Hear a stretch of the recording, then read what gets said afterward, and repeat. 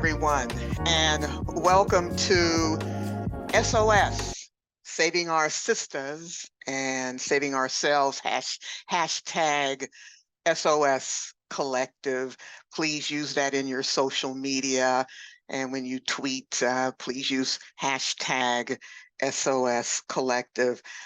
This is being sponsored by the American Association of Blacks in Higher Education and the Indiana Association of Blacks in Higher Education. I am Dr. Mary Howard Hamilton. I'm your moderator for tonight's presentation and discussion. And at this time, I will be turning it over to Dr. Kimberly Smith, the president of the American Association of Blacks in Higher Education. Hi, Dr. Smith. Hello, and thank you all so much for being here for this evening. We're really excited about this opportunity to come together and to really have a discussion around something that's really important to all of us. And on behalf of the American Association of Blacks in Higher Education, as well as the Indianapolis Association of Blacks in Higher Education, we thank all of the distinguished panelists for being here with us today. And we look forward to this great discussion. So I turn it back over to you, Dr. Mary Howard Hamilton. Thank you so much, Dr. Smith. And I also want to thank our platform technology wizard, Mr. Josh Shank, for assisting us with all the background graphic that you see, and setting up this webinar with the registration to Zoom links, etc. So a good evening again, and thank you for participating in Saving Ourselves, SOS, Saving Ourselves, Saving Our Sistas, SOS, a call to action for Black women in higher education. This will be the first in a series of webinars. That's why we're calling it the hashtag SOS Collective, because there's so many, as we got together to put this presentation out into Zoom land for you all, we came up with so many topics and so many ideas that we said, okay, this is going to have to continue. So this is a first in a series. At this time, what we're going to do is just pause for just a moment to reflect on and in remembrance of the Black women, our sisters who in higher education and in other professions who have transitioned to their spiritual home. So if we all may please just take a moment to reflect.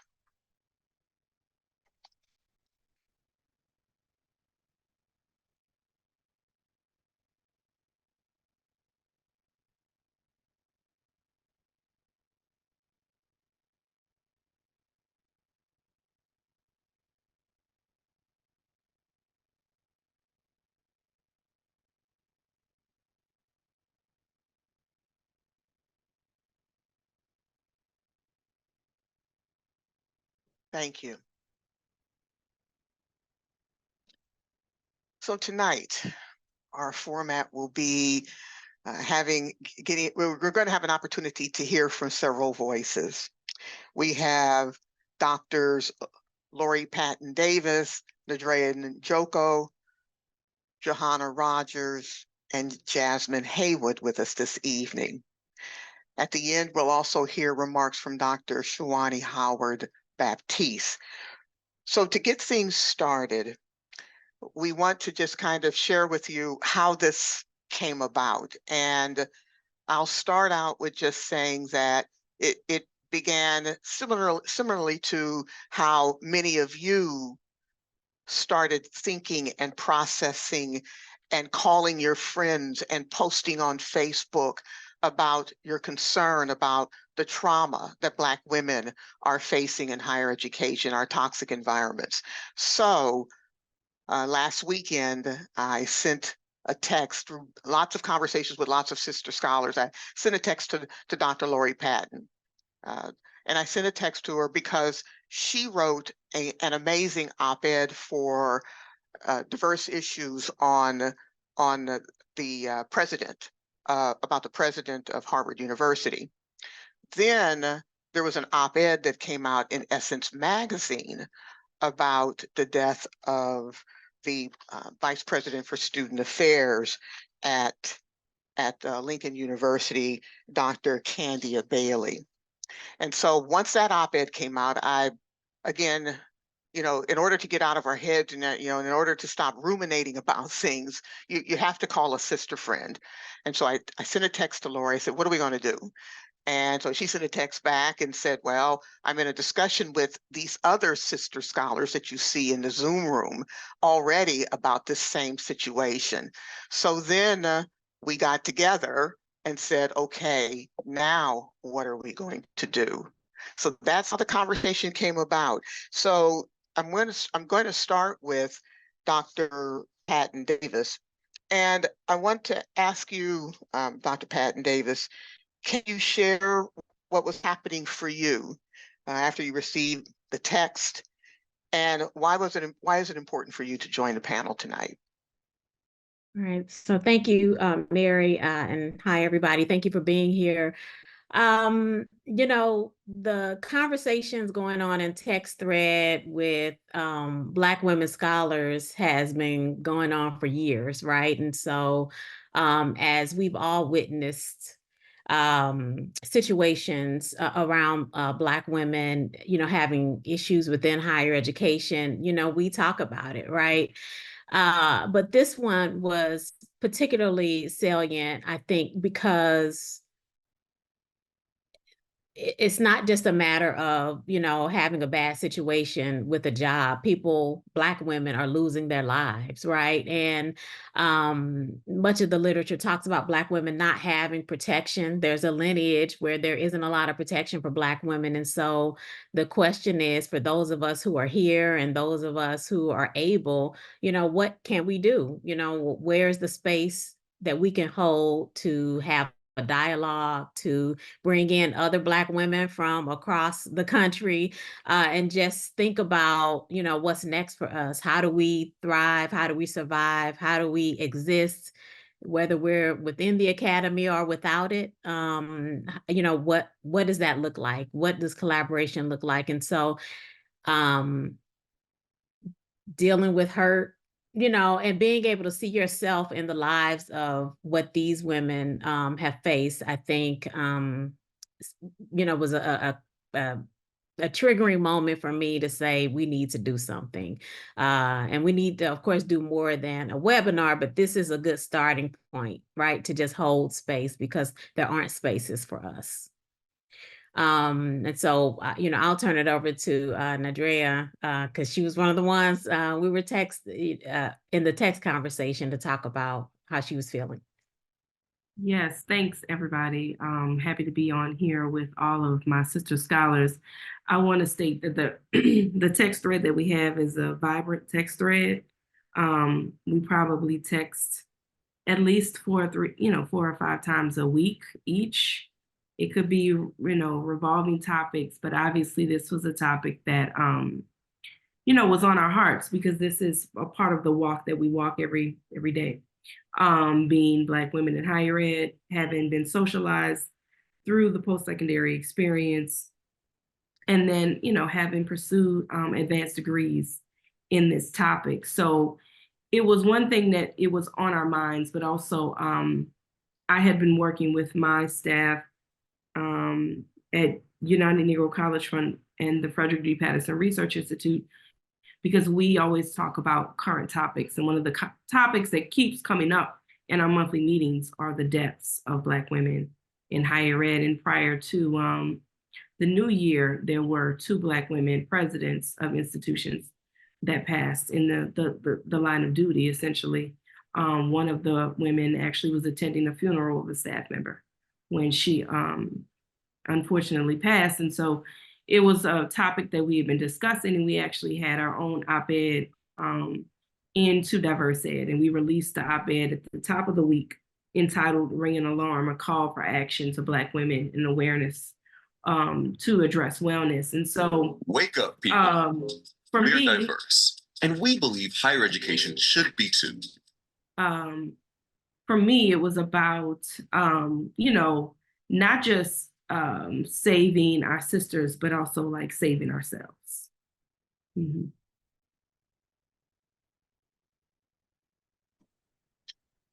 Johanna, would you like to share a little bit about the text conversation and what brought you to this platform? Yeah, thank you. I will say that it is probably the sentiments of all my sisters up here that I would echo about the same. But I think also for me, there was a lot of pain because I think it has been the sisters on this panel and others that couldn't make it on tonight that helped to save me in various moments when I didn't feel like I had a way out or needed help navigating situations. And when the story broke about Dr. Bailey, it just really hit me in a very profound way. A couple of days before, a family friend, a Black woman of almost 72 years, had also just committed suicide. Um, and so I just found myself asking, um, what do we do? And this wasn't a time to, I feel like, just text or just commiserate amongst each other, that I felt like we needed to call to some kind of action because there's a lot of pain. And I think there's always been. We don't often talk about it. I think we mask it up very well. Um, but I feel like we've come to a moment of reckoning, quite honestly, in regards to what's happening with race around this country, what's happening with race and gender. And so I found myself even leading up to this moment, just thinking, what do we do? Right. And I'm working in the nonprofit kind of corporate environment, bringing business leaders to the table every day, advocating, thinking about equity strategies. Um, and I have the fortunate opportunity and position to engage with them and challenge them. But I think it's because I have a network of support, but I was wishing and hoping Dr. Bailey could have found that same thing, right? And so I wanted to be part of some form of action. And I think when your text came through, Mary, that's what Jasmine, Nadrea, Lori, and Dr. Hughes and I were talking about. And so I think those are the things that were on my heart. Thanks, Johanna. And Dr. Haywood, would you like to chime in also, please? Sure.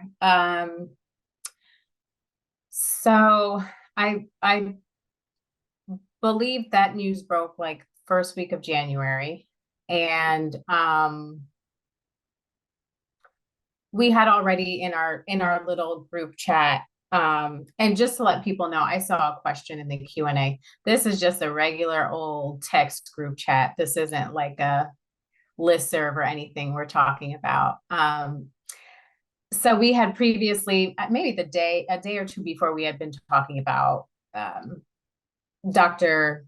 Gay at Harvard, and kind of expressing our feelings and frustrations around that. And then we find out the news about Dr. Bailey at Lincoln University. And just being completely honest, I was on, I think, day 3 or 4 of my toddler having croup cough and being stuck at home with her, and having to call out of work and trying to prevent myself from getting sick. And so my immediate coping reaction was to compartmentalize, because I was already trying to hold it down at home and keep things together. And then this, I forget which one of us shared the news in our group chat. But I said to myself, I cannot read that right now. I'm hanging on by a thread. I've got to get this little girl healthy so that I can get back to regular life.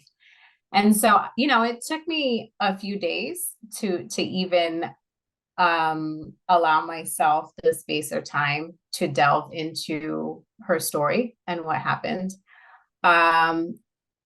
And when I did, I felt all of the same feelings that everyone previously mentioned. But most of all,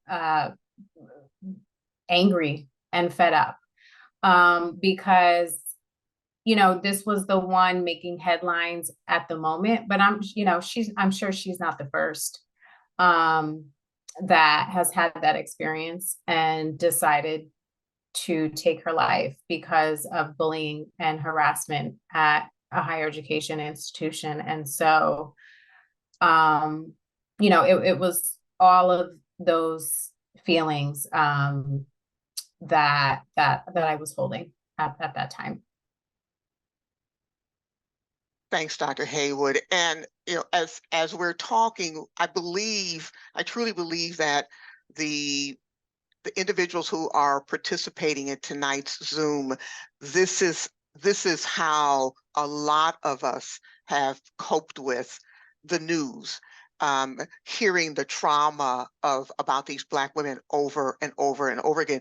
We connect with our sister circle. At least I hope that we do, and it helps us cope. And as Dr. Haywood was saying, there was a point in time where she said, I can't listen, I can't read any more about this. And a colleague of mine, we call it trauma porn, that it just gets to a point where there's just, you hear it so much, you have to turn it off. So our conversation tonight is not to rehash the trauma porn, but our conversation tonight is, as Yasso in critical race theory says, is to help us learn how and to talk through finding our resistance capital, finding that, playing the tapes in our head and in our mind and our body and our spirit to resist all of the negative, information coming to us, the toxicity in our environments, trying to find ways out of it. So that's why we pulled this together. And of course, you all are here also come because, I said, if we're going to do this, we have to find the most important, one of the most famous women in the United States in higher ed to be on the panel. So that's why Lori Patton Davis is here. She's if you have her on a panel, they will come, and there's a reason why. It's because this is her passion and this is her work, and so we're looking forward to hearing, of course, from the other sister scholars as well. So let's keep moving on.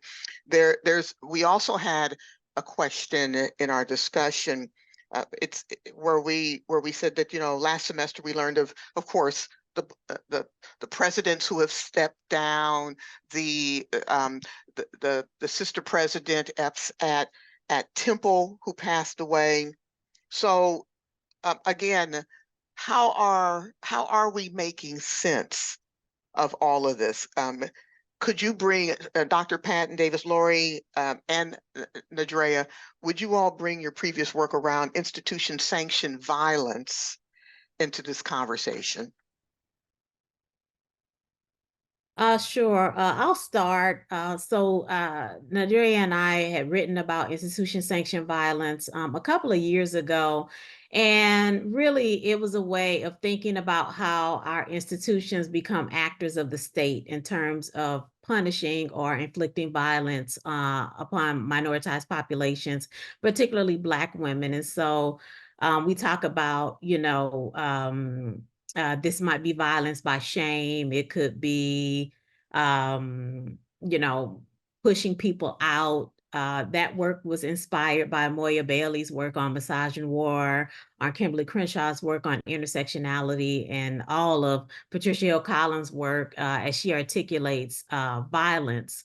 But we were trying to just think about the particular ways that violence happens for Black women within post-secondary spaces. And so one of the examples we give is of, Lucy Diggs Slow, who the president of her institution was making demands of her on her deathbed, right? So what we're dealing with today has a historical lineage, right? There are pieces of Black women's history in higher education, and the challenges that they faced in post-secondary spaces that still ring true in our present context. And so institution sanctioned violence was a way of talking about how these policies, practices, procedures, and structures are designed and in a way that become harmful and even life-threatening for Black women. And I'll add to Dr. Lori's comments. We open up this piece, which is entitled Theorizing Black Women's Experiences with Institutionally Sanctioned Violence of Black Lives Matter Imperative Towards Black Liberation on Campus, by recalling the life of our dear sister, Sandra Bland.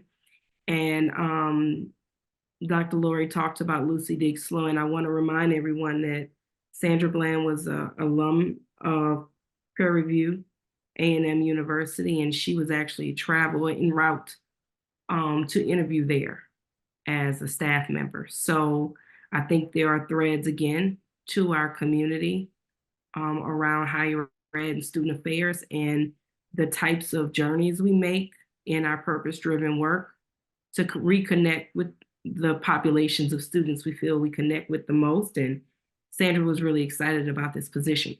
And so she was in the pursuit of that position, in which unfortunately led to a series of events in which she lost her life.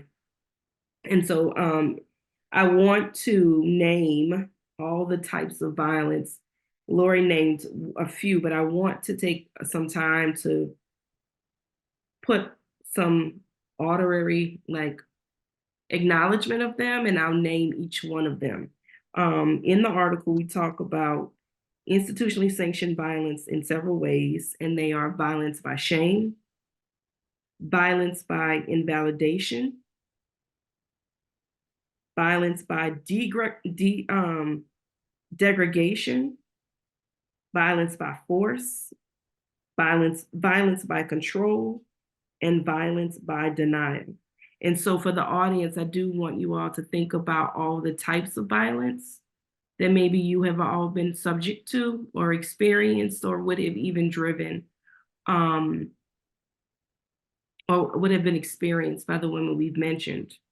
And we tried to make a connection to, violence by the state, to the violence that these women are experiencing in institutional, in institutions of higher education. But ultimately, we do end that article by trying to come up with some solutions. I think each solution is situational, but the ultimate solution is to center the voices of Black women, and we have to continue to center ourselves to make sure that we save ourselves. And can I just chime in and add one thing, because it's sitting with me when Jasmine was speaking, and she used the language hanging on by a thread. And it sticks with me because I think we've all felt, that there's been so much going on in our lives that we're literally hanging on by a thread. And although that's figurative language, it's a reality for many of us. And I often wonder, so we have our tech space and, we have a community, but I know that every Black woman doesn't have it. And so, what I hope there's some way to think about possibilities for the women who are sort of kind of out there, right? Who don't get the they're not on anybody's text thread, right? Or they don't necessarily feel like there's anyone to call. And I'm particularly struck by Dr. Bailey's death, or the desire to choose death rather than life, because you've been pushed, right? You've experienced something so traumatic that you don't want any part of living. And so I think there's a seriousness, even though when we talk in figurative language, hanging on by a thread, Black women are tired. We get exhausted.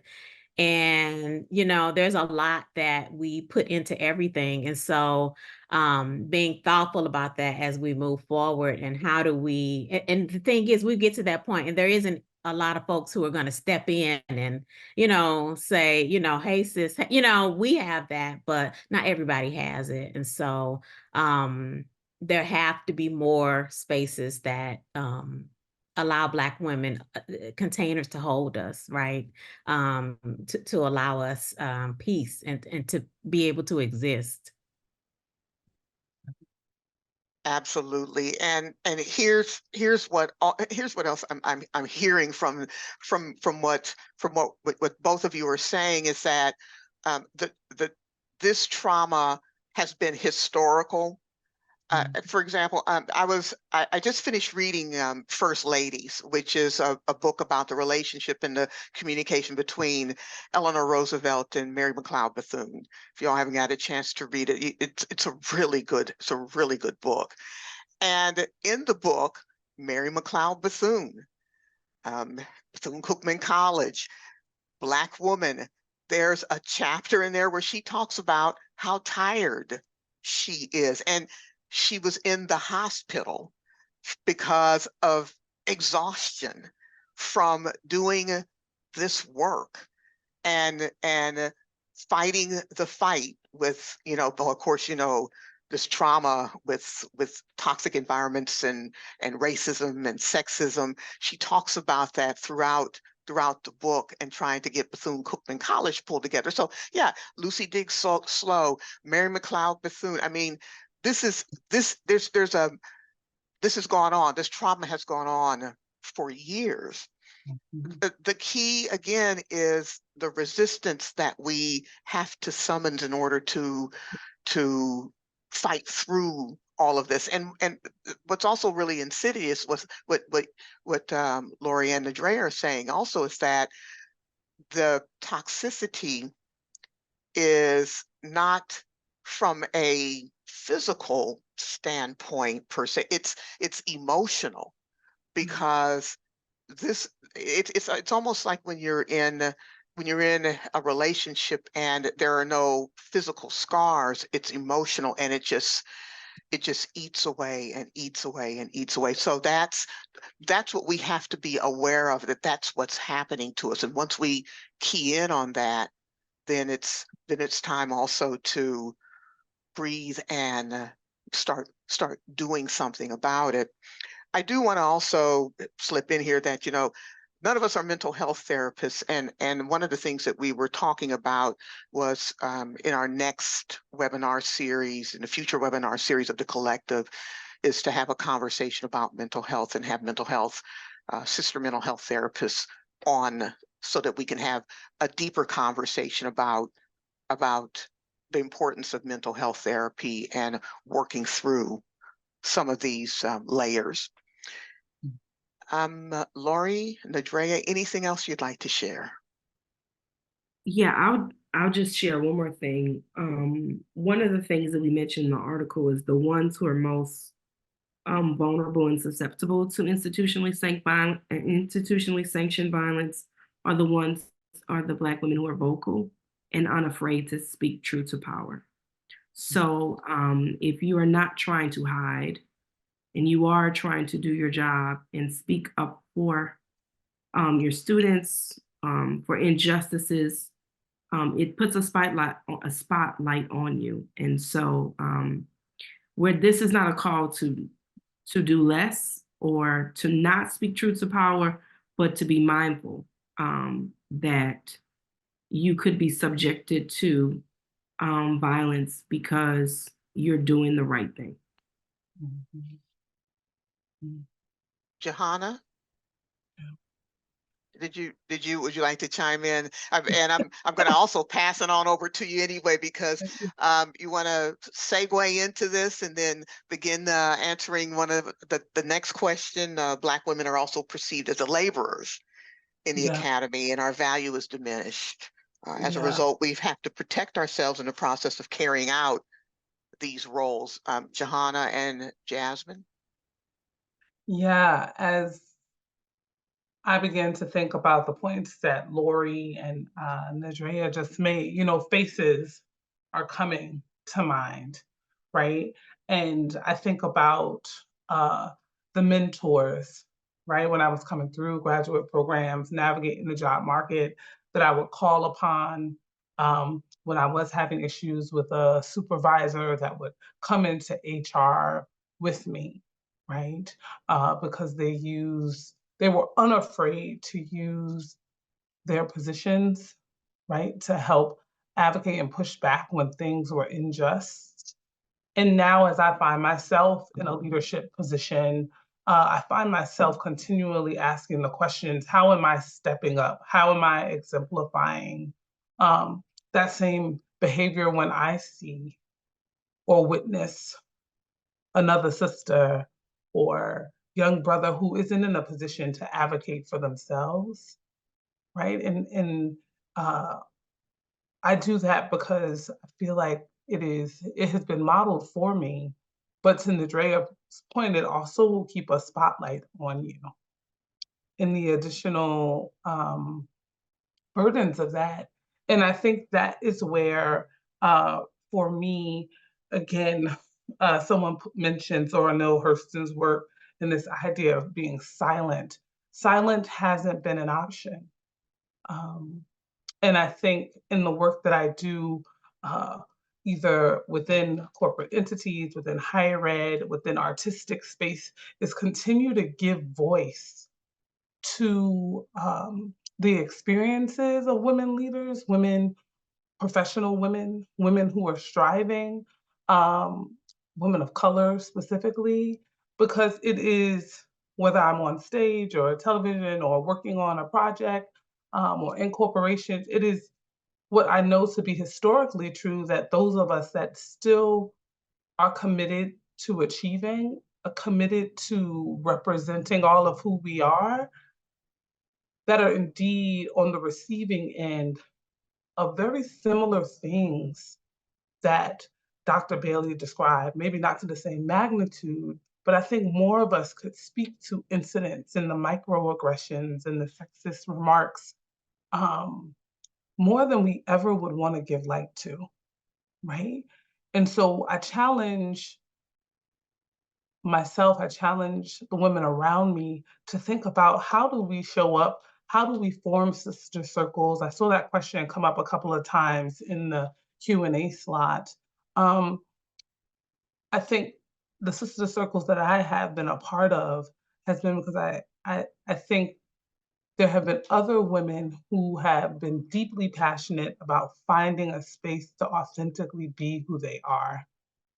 And I know it can sound kind of fairy tale-ish, but I think we have to in this moment, and we are thinking of ways to do that, not just virtually, but how can we show up in person? How can we get in spaces and talk about our dreams? How can we get in spaces and give light and name and talk through the things that are happening to us? And I think we have to be just as passionate about creating those alternative spaces for ourselves in some kind of way. And everybody may not be in the same position to do that, but that's one of the things I'm thinking: how do we replicate that at different levels and in different ways for folks to have access to? That's what's coming to mind when I think about protection. Jazz? Yeah, thanks, Johanna. Yeah, how do we replicate this? And let me repeat the question also. Again, it's Black women are also often perceived as the laborers in the academy, and our value is diminished. As a result, we have to protect ourselves in the process of carrying out our roles, and that's a lot of bundles, and backpacks and knapsacks and bag lady stuff that we have to carry. So, Jasmine, would you like to share your perspectives on that question? Yeah, I want to build on what Johanna was saying and add to that, there's the cliche saying of, put your oxygen mask on first before you And for Black women in particular, and predominantly white spaces, that's easier said than done. Think about throughout your life how kind of sacrificial you've been, right? In the name of justice, in the name of students, in the name of your family. And so, and I know from my own experience and the experience of my sister scholars that that's oftentimes not enough inspiration for us, you know, that just put your own oxygen mask on first. And so I want to take it a step further and say, surround yourself with people that will put the oxygen mask on for you, because that is key. Because there may be times where you don't have it in you to put your oxygen mask on first, or times where you don't even realize you need to put your oxygen mask on first. And you need to have a community of people around you that do it for you. And, you know, oftentimes self-care is romanticized as like warm bubble baths and yoga classes and massage treatments, right? And those are all like wonderful forms of self-care.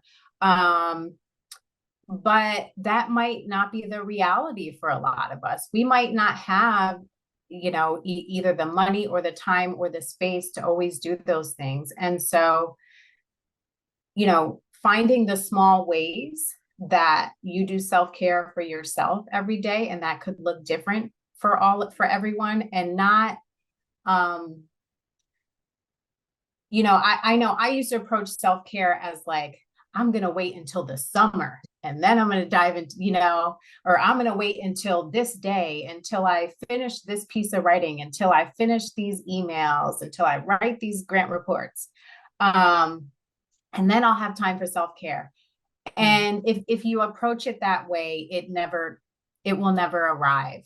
And so that's the first thing I want to mention. I want to mention a few other things. Be willing to walk away from it and not let it kill you. There is no badge of honor for subjecting yourself to institutional violence, harassment, and bullying for an extended period of time. It is never worth your mental health, your wellness, or your life. And so be willing to walk away from it. And again, surround yourself with people that affirm that that's the right thing to do. You don't need to be a sacrificial lamb and stay in it because, you know, you're worried about being perceived as weak, or you're worried about your career. You have to be willing to walk away from things. You know, the way many Black women were brought up and raised is such that, you know, they're saying you have to be twice as good. And so in particular, a lot of us that have been groomed in the academy, and I know that's not everyone's experience here today, you know, we've worked hard, we're type A, we're perfectionists, right? And we were talking about this a few days ago, and Lori said,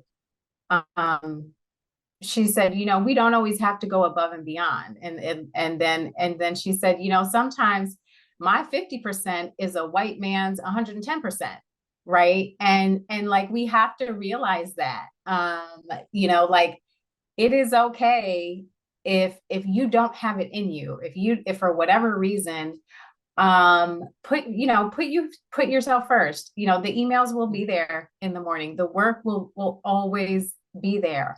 And so it is okay to not always do the most. Whether that's and I'm going to say this applies to parenting too. So for any of the mothers or parents or guardians that are listening, I know, you know, being groomed as a researcher, I apply that research lens to everything I do for my kids and with my kids too. And, you know, sometimes I'm like, why am I researching every karate class in the city of Chicago? It is not that important. And so I'll just say the two last things. Seek out culturally relevant and responsive therapy and coaching when you are not in a crisis, so that you have set that foundation for yourself, so that if and when you do get to a moment of crisis, you already have that support, that oxygen mask built in for you. I have a professional coach, shout out to Hillary Beard. She was trained in what's called liberation coaching. And I made it a goal a few years ago to have a professional coach when I was not in a moment of crisis. And then when that time came, she was there on the phone with me immediately, advising me and coaching me. And so be willing to invest in yourself when those things are an opportunity for you. The last thing I'll say is these institutions were not built for us. They were not built by us. They were not built with us in mind. And so in some sense, we have to stop seeking validation and affirmation from them. Yeah. I mean, we might need to work within the system, but we need to understand that if we are looking for the system to love us back, that's not going to happen. And so you may not be able to put your entire purpose in your paycheck. And so that's something I think we need to understand on the front end. And sometimes some of the people that are terrorizing Black women, perpetuating white supremacy and causing harm can be people that look just like us. And we need to be willing to point that out and talk about that, because that can be some of the most painful and harmful situations. And again, you know, finding that community to support you and to lean back on in those moments so that you can work through that. One of the questions that came up in the chat, and I'll just say this briefly, was about time. How do you create pockets of time to slow down? As Jasmine was talking, I thought about some of the work that I'm doing right now. I'm touring my one-woman show called Shattering on different campuses, and it talks about my experiences and the theater art. Dre and I talk about this a lot, Lori as well, has been a medium for me to say things that I haven't found the words to say in professional settings, right? With the therapist, with the coach, it has given me to talk about some of the most critical things that have happened in my development. And what I often hear when I present that work and talk about it in workshops afterwards is that how did you get the courage, right? Where did you get the courage to do this? And I often respond back with I'm not really sure, but what happened was I got a pocket of time to put my thoughts on paper. And that pocket of time came through opportunities because I had the option to pursue my art outside of my work and create and be committed to that space. And so it didn't happen immediately, but once I decided that, you know what, there's more to Johanna than just the scholarship, just the research, just the pursuit of the academy. And I had to step away from that, and the pocket of time appeared, right? And so I just wanted to put that out there, that idea of courageousness, right? Sometimes isn't a heroic act, but it's a decision, a call to choose something that will permit time to show up in your lives. Thanks, Johanna and Jasmine, and of course, thank you all for your questions. I'm hoping that what you are hearing is that we're, you know, in the biblical sense, we're being encouragers to you. Stay encouraged, build that resistance, and we're giving you some tips to do that. I hope I love what both of you have said, particularly Jasmine. Find somebody to put that oxygen mask on for you, because not you know it not everyone has that someone in a place or space who can stop you and say, hey, um, you need to step back, like Johanna saying, you need to step back, find that space. It's okay to take your PTO and enjoy it and stay away. And, you know, stay off of social media for 24 hours while you're taking your PTO. You know, as we get into this field, we do this for the love of our students as well. And we think about, well, what will they do without us? What will they do when we're burnt out and can't help them anymore because we've just overwhelmed. So it's important that we are refreshed and we replenish, so you can be that person for that student and for the people that you're helping in your work environment, because that is the reason why we stay in these positions most often. So as we get ready to move into the top of the hour, and I want to get to a couple of more questions, and we want to close.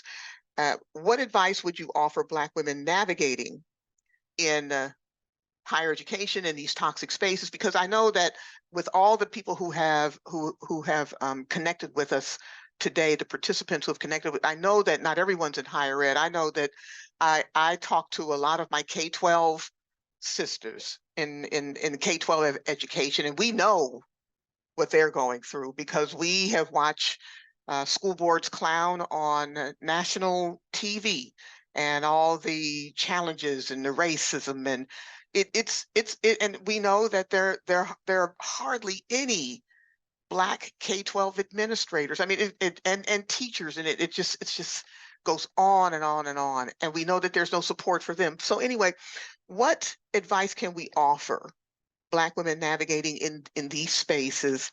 What call to action would you extend to Black women for existing within and with outside of the academy? Lori, would you like to take Sure. that? Sure.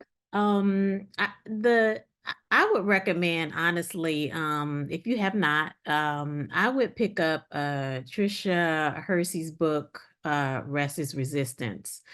And I say that because one of the things that continues to resonate with me about that book, she talks about rest as our divine right. Right. And it's not rest to get ready to do something or to, write an article or work with students. It's rest because our bodies need it and our bodies deserve it. And I think oftentimes as Black women, we've been socialized again to work, right? To work above and beyond.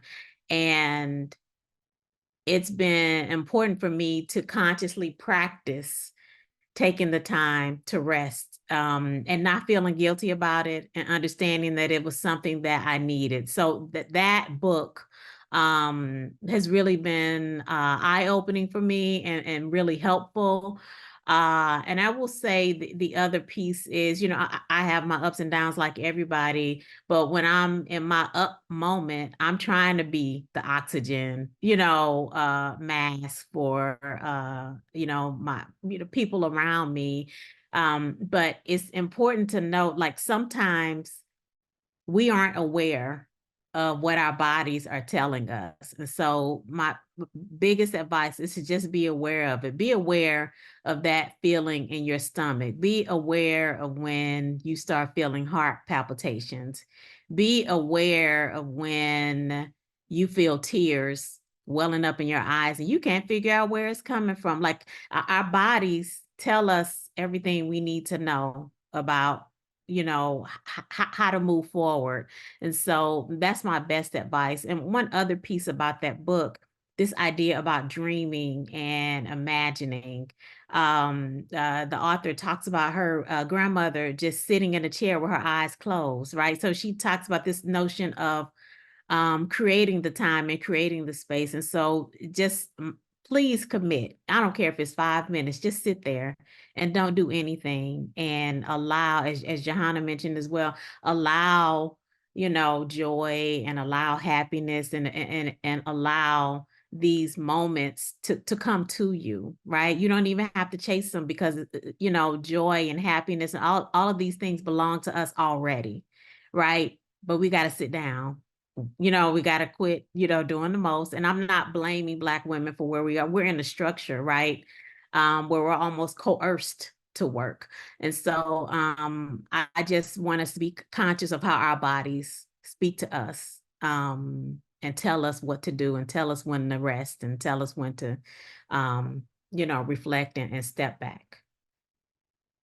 Thank you so much. Who would like to go next?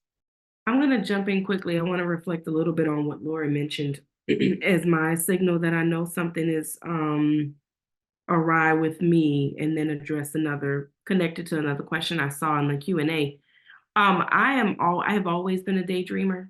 You know, I can remember being in third grade and like the clock moving like this because I was daydreaming through class. That's probably a signal of something else going on. But that's my reality. And I'm an immense dreamer and I dream a lot and I have a lot of goals. But I know that there have been times in grad school, after graduate school, where I have noticed that I am not dreaming and I am not imagining a new future and creating goals for myself. And when that happens and I am become a cognizant and aware of it, I know in that moment that something is wrong. And so that is when I start to journal and figure out and really push myself back into dreaming. Because I think too, we get into the routine of being in an institution or being in a season of profession and don't think that there's anything beyond that or that we can make a change. So I think that should be a signal that if you're not dreaming and you're not building or thinking about new goals, then something could be awry. The other thing that came up in the question and answer is how do we respond to bullying and violence? And this is, you know, apparent in some of the situations we refer to when those who bully us are people of color or other Black women. And so we need to be mindful that Black women can be violent towards each other. There are people of color who could be violent against us and be cognizant that people are human. And the construct of white supremacy, sexism, racism, etc., is a construct, and many people can embody it. And so, as Janetta B. Cole and Beverly Guy Shefdoff says in their book Gender Talk, there are race secrets that we keep, and we should not keep race secrets. And I think we protect our sisters and brothers sometimes because we want to keep those race secrets. And we should not if they are harming us, because there's a likelihood that our others are being harmed as well. And so it will take bravery and it'll take community to stand up to those instances, but we shouldn't protect others as a means of also killing ourselves. Johanna? Yeah. I have this piece that I often talk about, and it's called It's Hard to Tell a Black Woman's Story. And in that, I talk about how even when given a space, it's hard to talk about it because there's so many levels, there's so many nuances, there's so many pieces that we haven't had time to even articulate or recognize is still impacting us. And so my advice or point tonight is find a space to talk about your story, whether that's in a journal, whether that's on a blank Word document. I know, Nazrea, you mentioned the idea of secrets, and that is a real thing. And sometimes we think of secrets as, something that happened that we can't talk about, But secrets also are a way of holding on to things that we think have been normalized, right? In CRT, we talk oftentimes about how we normalize the traumatic things that happen to us. And so I really work with a lot of women on finding ways to give voice to their story. And it sounds really elementary. It sounds really simple or simplistic in some ways, but when you get down to it and you find the space to put your words down, to put incidents down, it gives space for you to begin to think about healing, right? And so if you have the coach, the leadership circle, a sister circle, I still encourage us to put our words down and give yourself permission because your voice and your life is important and your story is important.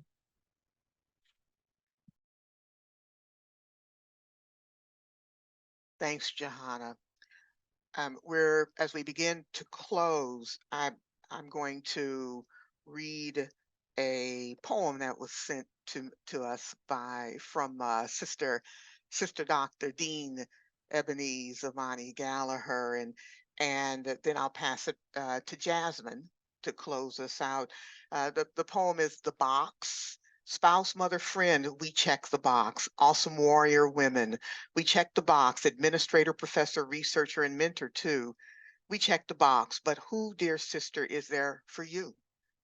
The first, we check the box. Early arrivers, late stayers, we check the box. Fantasy fulfillers and dragon slayers, we check the box. But who is there for you? It must be you. Let us be mindful not to expedite our journey to the permanent box by doing and being for everyone else what we must do and be for ourselves.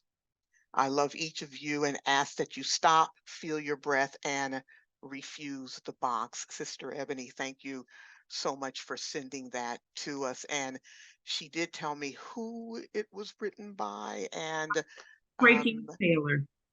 repeat that. The author is Trachie Taylor. Thank you, Mm-hmm. Ms. Taylor, for writing that beautiful piece. Jasmine, I'm going to turn it on over to you so that we can put up the closing frame, and also we will have a closing remarks by the Vice President for Programming, Dr. Shawani Howard Baptiste. Yeah, so our tech person, Josh, is going to pull up the word cloud that you all, the attendees here today, created. So earlier we put a link in the chat to answer a question, and the question was, what does support for Black women look like? And so the word cloud that you see here is a result of all of you answering that question. And so this is a beautiful, we should like laminate this, send it to all of our employers, send it to our institutions. But some of the words that stand out here are believe, advocacy, listening, support, space, community, respect. And so I want to thank all of you for participating in that. We will also, Josh is going to transition to a slide that we want to share with some resources. So as Dr. Howard Hamilton mentioned at the top of the hour, this was not intended to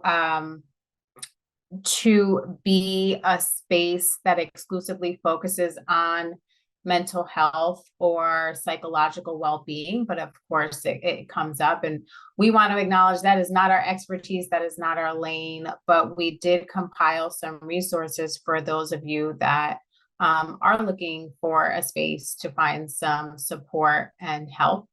And so that will come on the screen in a minute. And as was previously mentioned, this is the first in a series of webinars, and we would like hopefully the next webinar to focus on mental health and well-being for Black women within and outside of the Academy. So please stay tuned for information on that. So while Josh is getting that slide pulled up, I will turn it over. I will turn it over to AABHE to close us out. Thank you so much, Dr. Haywood. Thank you, Dr. Howard Hamilton, and the entire panel for really creating a space for us to do this work and to engage in this work. My role with AABHE is I currently serve as the Vice President of Programming and President-elect. So on behalf of our President, Dr. Kimberly Smith, and the entire AABHE team, we want to thank all of our panelists for creating this space for us to engage. As we close, as Dr. Haywood shared, there's a list of mental health resources here, so definitely feel encouraged to take a screenshot. We will certainly include this information when we share it out with the recording. A couple of notes to close this out. One is when I thought about SOS, I had so many other SOS acronyms. I had Seeking Out Solace, Supporting Our Sisters, Steering Our Own Ship, Saving Our Souls, and setting our own standard, as well as thinking about safety over that sacrifice.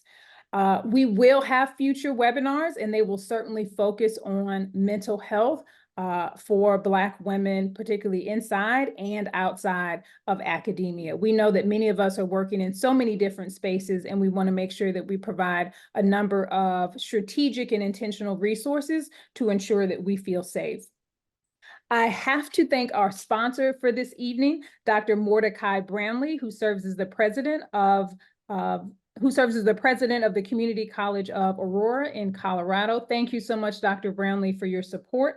As we close out, I want to thank the people who could have been anywhere on a Friday night, right? But you all chose, thousands of you chose to engage with us. So we thank you for your support. We thank you for feeling comfortable to share your trauma, to share your grief, to share your pain, to share your purpose, to share your strategies, as well as share your pleas for help. And we certainly hear you. And we thank you for being courageous and being dreamers.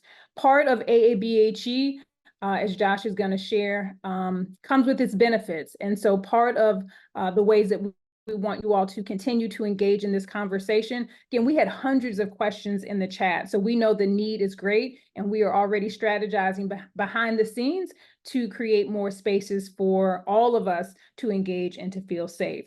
One of the ways that we can do that is through our annual conference. We're really excited, thank you, Josh, to share with you, get this up.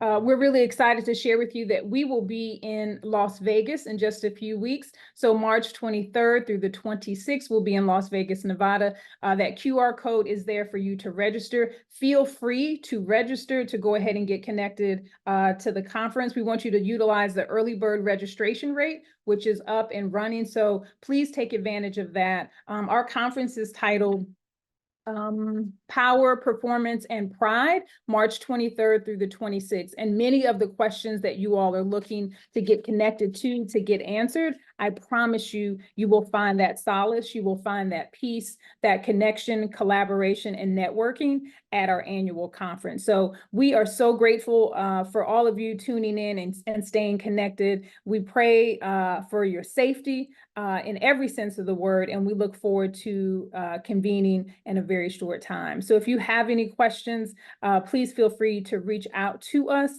so that we can stay connected, and we look forward to sharing a future webinar with you that will focus certainly on mental health. Thank you all for joining us this evening, and we look forward to sharing more safe spaces in the future. Have a good evening, everyone. Thank you, Dr. Shawani Howard Baptist. And one more thing, Dr. Patton Davis, did you want to share one more thing? I'm sorry. Oh, I was trying to get through some of the Q&A, which there's no way I could, but the Faculty Women of Color conference that's coming up, I think Mina Pratt put it in the Q&A. So for those who are interested in that, that could also be a great space to engage with other women and get some great professional development. Wonderful. And also thank you, Dr. Odalette Nance, for hearing the call and helping us put this together. We thank all of you. Thank you, Dr. Shawani Baptist, Howard Baptist, and everyone, panelists. God bless everyone. Take good care.